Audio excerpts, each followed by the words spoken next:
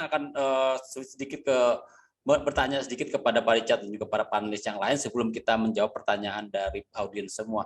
Pak Richard, mungkin ada pertanyaan, ada benang merah, ada pertanyaan yang di kolom Q&A gitu tentang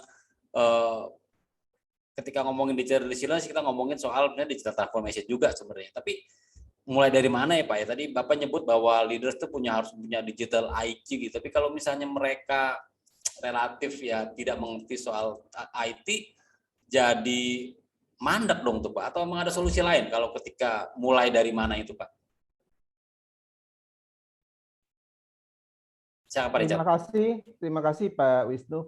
Memang ini adalah permasalahan tidak hanya di Indonesia, tidak hanya spesifik perusahaan kecil, tapi juga perusahaan yang besar sekali. Banyak sekali perusahaan-perusahaan besar yang punya founder, punya leaders dari baby boomers, punya era, itu masih ada di dalam organisasi dan masih memegang eksekutor yang pertama, influencer yang paling utama. Yang diperlukan adalah seorang baby boomer, seorang yang sudah lumayan berumur, ini harus bisa punya open mind pemikirannya. Kalau dia bisa open mind, maka dia bisa mencoba memanfaatkan, mungkin dia sendiri nggak punya kemampuan untuk menggunakan teknologi secara banyak, tidak bisa punya kemampuan untuk berinovasi lebih jauh lagi karena kita punya otak juga terbatas. Maka yang dia bisa manfaatkan adalah open mind, bentuk satu tim kecil yang bisa pertama dipercaya sepenuhnya, trustworthy, dan tim ini hendaknya adalah tim yang sangat melek dengan teknologi dan juga inovasi-inovasi yang ada di dunia ini. Sehingga dengan dua ini ditambahkan satu lagi adalah supporting dari semua stakeholders yang berada di sekitar seorang yang agak stick ini, maka dia akan mendapatkan satu tools, tangan yang kuat sekali dan yang bisa menjangkau ke semua orang dengan menggunakan teknologi-teknologi mutakhir. Akibatnya perusahaannya akan bisa masuk ke dalam digital resilience company. Oke. Kalau mungkin soal kultur juga nih tadi Pak Richard ngomong soal leadersnya. Kalau misalnya Mas Fajar, Mas kalau di BRI sendiri Mas gimana sih Mas menciptakan kultur gitu? Kalau BRI mungkin dengan organisasi yang raksasa gitu ya, ribuan karyawan gitu, topnya kayaknya udah oke tuh. Tapi ketika nurunin itu apakah bagaimana caranya Mas? Bisa cerita nggak Mas pengalaman dulu ketika mengeluarkan kultur untuk kita harus berubah, kita harus cepat berinovasi, berkolaborasi segala macam. Ada pengalaman nggak Mas yang bisa di-sharing di webinar ini? Oke. Kalau di BRI itu ada tiga tiga level yang mendorong untuk bisa kita mentransformasikan apa yang ada di dalam BRI. Jadi tentu kalau dari sisi paling atas tuh harus ada KPI atau RKA mungkin ya untuk di-set sebagai target dari enterprise yang ingin dicapai untuk enterprise. Kemudian dari KPI atau RKA itu kemudian di-breakdown menjadi strategic initiative yang dapat mendukung pencapaian KPI atau RKA tersebut. Nah, dari strategic initiative tersebut kemudian di-breakdown lagi. Nah, di sini yang dibutuhkan adalah culture atau behavior yang diperlukan untuk mewujudkan strategic initiative tadi yang sudah di-define. Jadi levelingnya seperti itu. Jadi ada KPI-nya, ada strategic inisiatifnya, kemudian ada behavior atau culture yang diperlukan untuk mewujudkan strategic inisiatif tersebut. Nah ini yang mungkin kemudian di masing-masing bidang unit di BRI itu kemudian membuat behavior atau culture masing-masing untuk mendukung strategic inisiatif yang mereka bangun. Gitu mungkin Mas Wisnu. Oke, berarti dari atas tuh maksudnya top down. Jadi dari atas memang udah harus ada KPI ataupun parameter-parameter yang sehingga ketika diturunin pun jadi sebuah hal yang arahan dari atas tersebut. Oke, nah sekarang saya akan ngomongin teknis nih karena agak teknis sedikit kali ngomongin load balancing. Mas Randy kan nanti saat ini Mas Randy dari BPT kan mungkin bisa memberikan perspektif dari pasar Indonesia nih. Kan tadi kan kalau ngomong di resilience atau mungkin dari saya dari mata ke customer itu kan kalau konsumen itu kan menuntut layanan yang always on gitu tuh ya dan tadi load balancing akan menjadi sebuah solusi kali di situ. Nah, sebenarnya kalau bisa memberikan saran nggak sih Mas bagaimana sebenarnya penyedia layanan gitu menciptakan layanan yang always on terutama dalam perspektif load balancing tersebut. Silakan Mas Randy. Ya, sebelumnya saya ingin mengutip juga tadi presentasi dari Pak Richard ya, itu sangat baik ya. Itu bagaimana bisnis itu berpindah digitalisasi menjadi apps gitu. Restoran tanpa restoran, itu yang saya kutip paling ingat ya. Dan sama halnya seperti supermarket, kita sudah tidak lagi as a consumer itu tidak lagi pergi ke supermarket gitu. Kita semua menggunakan apps. Dan juga apa yang dikatakan oleh Henry tadi juga customer consumes services as a service. So di sini titik beratnya itu adalah consumer ataupun customer kita. Nah, menjawab mengenai tadi always on, CAM itu punya fitur-fitur yang membantu high availability daripada apps-apps tersebut. Kita punya load balancing seperti yang tadi sempat di-mention oleh Henry, dan kita juga punya fitur GSLB itu yang membuat active site yang tadi sempat dipaparkan oleh Pak Fajar. Jadi dengan adanya CAM ini, dengan adanya load balancer dari CAM dan fitur-fitur bawaannya itu sudah sangat menjawab mengenai always on tersebut. Gitu. Jadi kita menekankan kepada user experience. Kita punya terminologi baru yaitu AX, application experience. Jadi adalah experience yang dirasakan oleh para konsumer kita, customer kita saat mengakses apps yang which is itu menjadi sudah menjadi tulang punggung daripada bisnis-bisnis di era digitalisasi sekarang. Seperti itu kira-kira ya. Oke.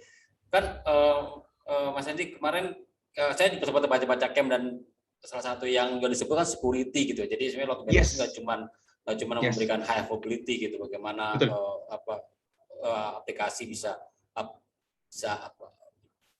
konsumen bisa mengakses aplikasi dengan tanpa masalah gitu ya. Tapi juga bisa lebih aman. Bisa ceritakan nggak tuh Mas apa sih security di load balancing CAM tersebut? Oke, yang pertama kita sudah built-in anti DDoS. Jadi kita sudah menangkal yang namanya serangan DDoS. Yang kedua kita punya fitur WAF. Nah, WAF ini adalah Web Application Firewall. Gitu. Kalau saya boleh share dari study case ataupun yang sudah pernah terjadi, kita masuk di salah satu, let's say lah, di salah satu perusahaan, yang which is kita posisi load balancer CAM itu adalah di belakangnya firewall. Jadi mendekati server. Suatu ketika, dan entah mengapa, firewall mereka crash, ataupun kita sebut mati lah ya. Nah, karena kita sebagai load balancer itu masih memiliki yang namanya WAF, Web Application Firewall, sehingga itu bisa membantu menangkal serangan-serangan tersebut. Itu yang which is WAF kita itu sudah support yang namanya PCI DSS untuk kegiatan kartu kredit, kartu debit, dan juga kita sudah menjawab mitigasi OWASP top 10. Jadi 10 serangan vulnerabilities yang sudah di standarisasi oleh OWASP, organisasi OWASP, kita sudah bisa menjawab hal-hal tersebut. Jadi untuk dari segi security kita juga sangat membantu gitu. Oke, terima kasih. Nah sekarang ke Mas Fajar kali ini Mas, ya kan BRI customer-nya ada di seluruh Indonesia, ada berbagai pelosok gitu. Tentu saja kan juga pengen user experience-nya sama gitu ya. Jadi orang yang di Papua misalnya ketika mengakses Primo bisa tetap sama cepatnya dengan orang yang pakai Primo di Jakarta gitu. Itu ada mekanisme khusus nggak tuh Mas supaya experience-nya sama gitu atau ya ada cara khusus nggak supaya menjamin user experience sama gitu? Apakah menggunakan load balancing juga atau gimana? Ya untuk layanan mungkin ini ya tentunya ketika kita masuk digitalisasi itu peran telco itu fundamental ya karena kenapa kita bisa digital tuh ya karena berterima kasih ke telco yang memprovide infrastruktur communication-nya di situ. Nah, seiring waktu kan telco semakin banyak ya untuk bisa memberikan akses terestrial, fiber optik antar pulau itu sudah banyak dibuat. Nah, untuk di sisi remote wilayah yang memang belum terjangkau terestrial dan itu tidak di cover oleh telco, BRI punya BRI Satellite yang itu di leverage untuk bisa tadi memberikan layanan dan tetap ada connectivity ke customer-customer yang di remote area. Seperti kita BRI kan punya kapal BRI ya, yang itu melayani perbankan lintas pulau. Kemudian ada agen drilling yang ada di remote area, dan itu kita provide dengan menggunakan satellite untuk itu. Dan ke depan mungkin kita karena fokusnya adalah customer experience, tentu kita akan memperhatikan terus bagaimana respon times yang kita bisa garanti untuk masing-masing customer. Kalau misalnya ada experience yang kita rasakan di daerah Papua misalnya yang lebih buruk daripada yang di Jawa, dan kemudian dari sisi penerimaan customer yang di Papua itu, oh ini masih dirasakan lambat, tentunya kita harus solusikan untuk bisa membuat respon times itu menjadi lebih simpel. Dan itu dengan konsep multi-site itu sesuatu yang bisa dilakukan. Kita bisa put site atau menggunakan cloud yang mana itu bisa meredirect layanan customer itu ke site mana yang lebih ideal atau yang lebih bisa memberikan experience yang lebih baik kepada customer. Tentunya itu tadi peran load balancing itu akan sangat kritikal untuk bisa menentukan customer mana yang akan dilayani ke site yang lebih ideal. Itu Mas Wisnu. Oke. Nah, kalau saat ini ketika kan udah ada BRI udah menggunakan public cloud, terus on-premise dan segala macam. Secara manajemen atau pengelolaan load itu menjadi tantangan tersendiri nggak Mas? Atau emang selama ini oke-oke aja? Betul ya, mungkin kompleksitasnya belum ini ya, karena saat ini yang sudah masuk ke public cloud adalah aplikasi-aplikasi non-kritikal, yang itu secara data juga belum menjadi risiko yang kritikal untuk kita publish di cloud. Nah, ini menjadi PR ke depan tentunya bagaimana aplikasi kritikal juga bisa move ke public cloud, karena ke depan kebutuhan untuk resources itu tentu tidak melulu harus di-provide on-premise, karena investasi untuk bisa nanti melayani customer yang semakin banyak, itu tentunya investasinya juga akan sangat besar jika kita mengandalkan on-premise. Nah, itu perlu adanya nanti multi-site itu juga mengadopsi masuk ke public cloud, di mana kebutuhan akan resource itu ya sesuai dengan on demand. Kalau misalnya kalau di peak day seperti Harbolnas atau mungkin hari gajian, itu spike transaksi yang terjadi itu tentu bisa dipenuhi dengan cukup menggunakan on demand yang ada di public cloud.